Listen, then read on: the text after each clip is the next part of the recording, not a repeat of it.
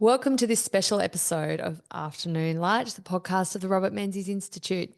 In today's episode, I am joined by Abby Smith, who is a participant in the Menzies Early Career Network.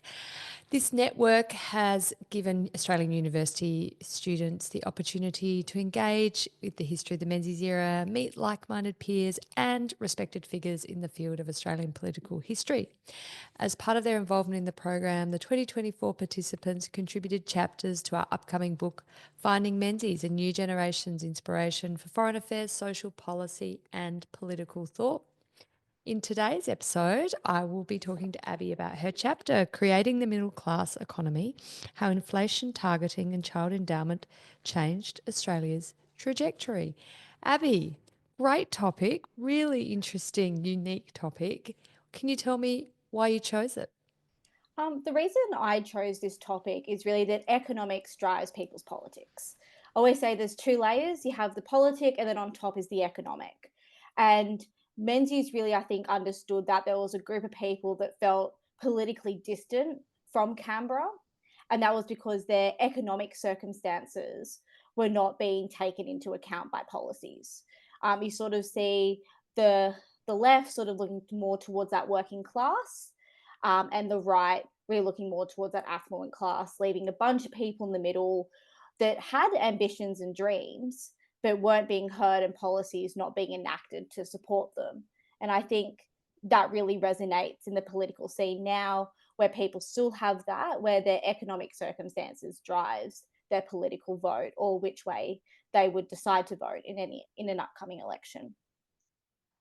It's an interesting characterization, and I guess has been tested in recent years with the rise of the teals and the trend of highly educated and let's sort of stereotype highly affluent people shifting left, and so their sort of economic circumstances perhaps are less of a determining factor of their political views than they once had been.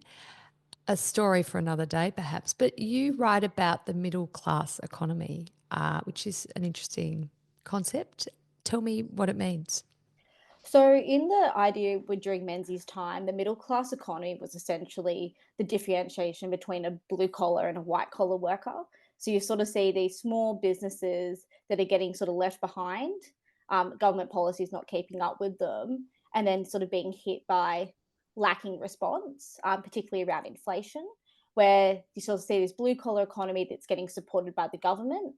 And then you sort of see the upper class getting supported by the government. So you get that sort of big gap where it's a lot of collar workers that maybe not a part of a unionized workforce, that are getting left behind. That's sort of that middle class economy.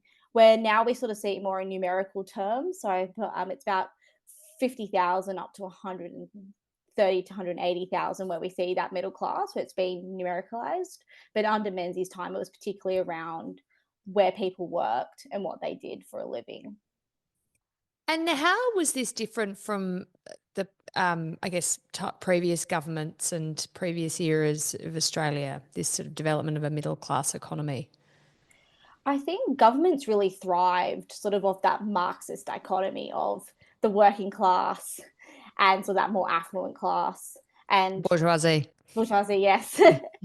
And you sort of see that sort of dichotomy, and that's what most politicians worked with. They either supported one or the other, and people in that middle ground really weren't being touched. They weren't really understood.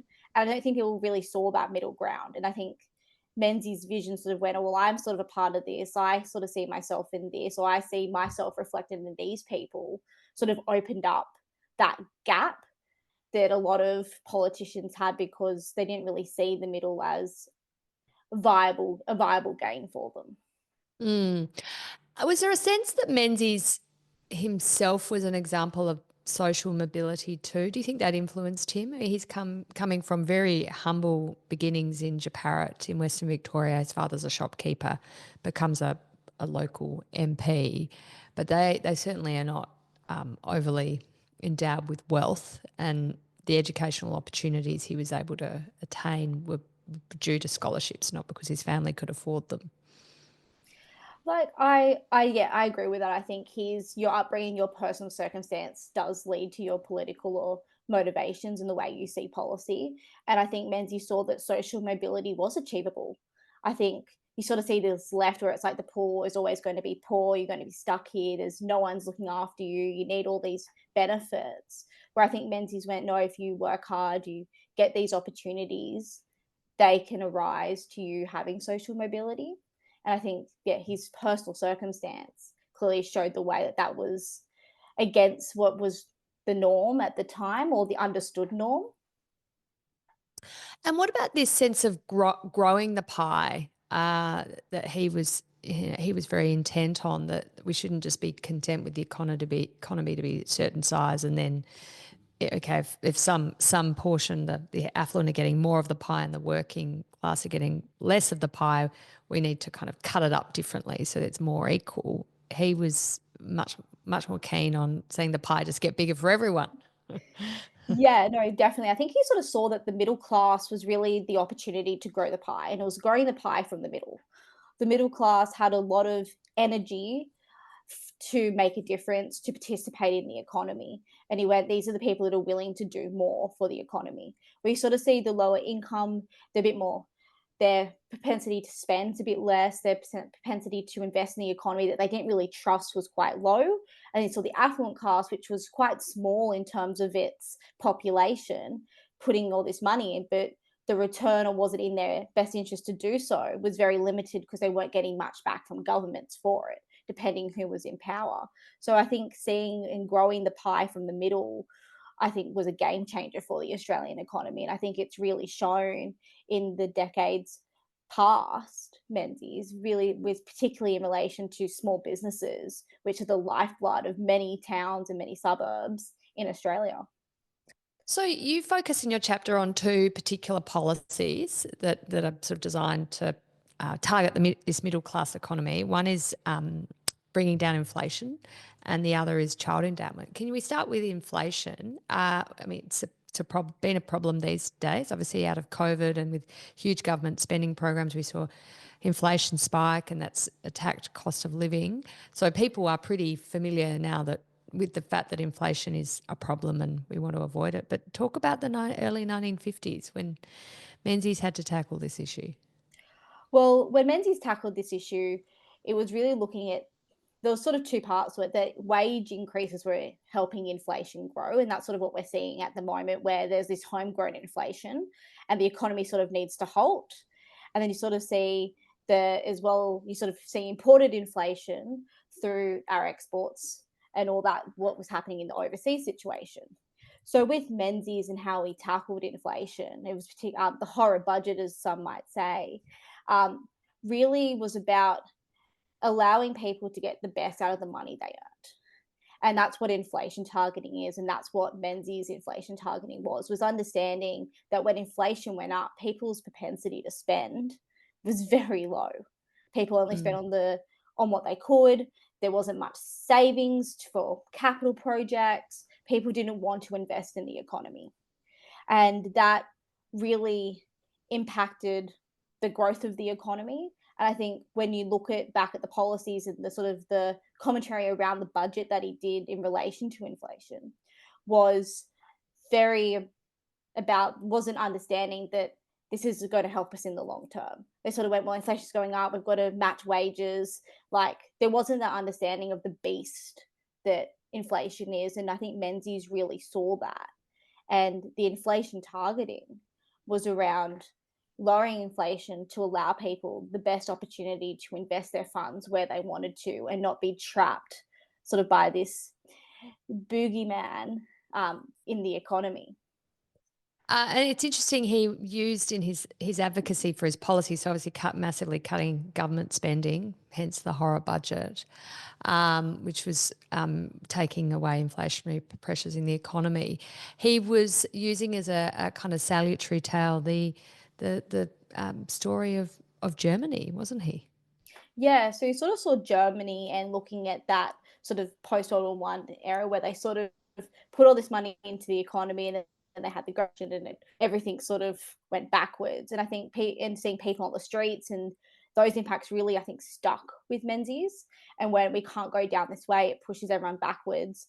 I think you see what comes out of Germany and the Nazi regime as being another threat to the economic stability and the political stability of a country. And I think you sort of see those two hand in hand, how it does cause, you get that economic unrest, but there's social unrest underneath it. So I really think he saw inflation as both an economic stabilizer to improve growth, but also as a social stabilizer. Yes, people in the short term aren't going to be happy with the way this budget is operated, but at the end of the day, in the long term, it's going to allow for long term growth, long term stability, and that allows for social stability. How did the public respond to his horror budget? I mean, it was called a horror budget. It's not great headlines. You don't want that in the, the Age or the Sydney Morning No, Herald. And the Labor opposition obviously attacked this pretty forcefully. I think the public perception was a lot of people were very angered by it. They didn't understand. I think because previous budgets just tried to keep up with inflation. They're like, inflation's going up. We've got to spend more. We've got to help people. And I think he really reversed sort of the notion around budgets. I think that really changed the trajectory of future budgets. Where we sort of see there was an article comparing Joe Hockey's budget to Menzies' horror budget, saying, "Oh, they're cutting all these services, and it's this bit." People, I think, were a bit more like, "Oh, we understand because we don't want inflation. There's all these things." But I think back when Menzies did it, people didn't understand. The governments just put in money and they hoped for the best. Where taking out money was was very rare, and it wasn't. It was sort of brought up later on by Hayek, a bit around inflationary pressures and the impacts on budgets and spending, where a lot of budgets had more of a Keynesian sort of Mm. notion, sort of coming out of the Great Depression. So I think the school of thought was Keynesian, you get put in money and everything's going to work out fine. And I think that was the expectation. He went against public expectations, and that angered people because people expected support but didn't realize inflation targeting actually is a sense of support. But he still got re-elected, so And yeah. yeah, um, what about child endowment? I mean, this was a policy that Enid Lyons had advocated strongly for, and of course, the Menzies had introduced it initially in the early 1940s, and then again in the 1949 election takes a sort of improved child endowment policy. But I mean, this was very targeted. This policy, wasn't it? very targeted towards women in the middle class. And essentially, what it did was it was separated wages from sort of social support. Because at the time, the norm was that your social support was tied to wages, and most men were the breadwinners or out working. So it was tied to them, and it increased with when inflationary pressures happened, it increased. What Menzies did was, and what the child endowment did was take it off the wages, place it on the woman, and allowed her to have autonomy, allowed her to have the opportunity to invest in herself, but also her children, her family, and it actually allowed for greater growth within the economy. Um, Women tend to be that sort of economic driver within families, historically and to this day, and you sort of see how that movement or shift of money helped increase middle class families, helped lower class families to get education. And that's one of the biggest single drivers to individual growth and development, and also becoming more productive in the economy. So it was shifting that perception of, oh, it's tied to the man, he gets this, he's supporting his family, where that shift to women increased her productivity and ability to invest, but also her family's future as well. Yeah, it's interesting, this sort of idea of the child endowment policy being a bit of a safety net, that it then would encourage, well, more economic participation, but also risk taking. And there was less of a focus on the breadwinner's job, as you say, the father, and that sort of incentive that had been previously there, that the breadwinner had to take the safest job, not the best job, but the safest job. So perhaps then the father was able to take a better job, but maybe not as secure, knowing that there was this safety net of the child endowment going to the mother. Yeah, definitely. I think you see a bit of a shift in the way people did. You see a lot of the middle class opening up small businesses. You see a lot of growth in different areas because there was those opportunities to diversify. And I Mm. think what not having child endowment has sort of led Australia down a narrow path in terms of industry and what was the government supporting at the time, where you sort of see a shift more into the private sector and that risk taking. And I think this was sort of a stepping stone to allowing that. Yeah. Abby, great chapter. Thank you so much for your efforts on this. And thank you for your participation in the Menzies Early Career Network. Thank you so much. Thank you for having me.